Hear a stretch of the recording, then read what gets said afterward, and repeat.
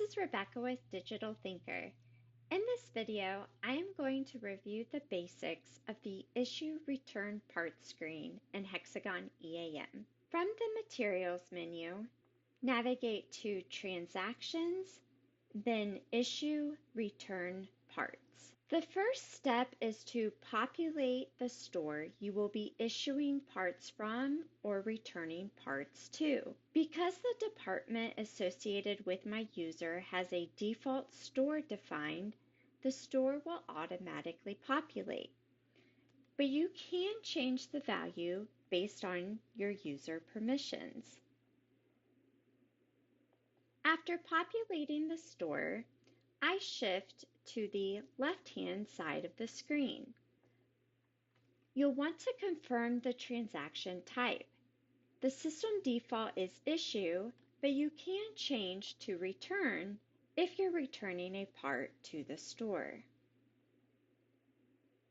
Next, I need to tell the system if I am issuing directly to a work order activity or to a piece of equipment. Populating this information will populate the department. Now, if I was utilizing material lists or pick tickets, I could make the designations in the Issue From section.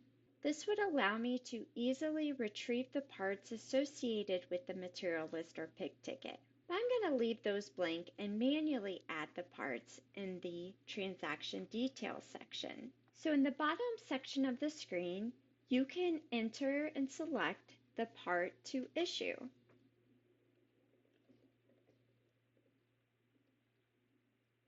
Because this part is only associated with one bin in my central store, the bin field will auto-populate. Of the 5 filters available, I will need to enter how many are being issued in the transaction quantity field. Then click Save. Let's add another part. If you don't know the part number, you can always click on the field lookup, and in my example, I also have this field hyperlinked. As you can see here, I have 2 circuit boards available in my central store, but the part is associated with multiple bin locations. Therefore, I must designate which bin I'll be issuing the part from.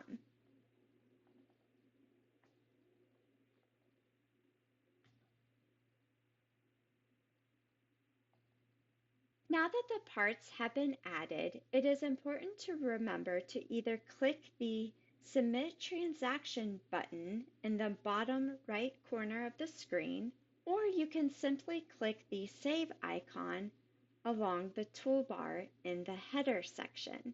This will record the transactions. If I take a quick look at the Transactions tab on the store screen, you will notice that 2 transaction lines, one for each part that was issued to my equipment, has been recorded. If I return to the Issue Return Part screen, keep in mind that this same process can be followed to return unused parts from a work order or piece of equipment to the store.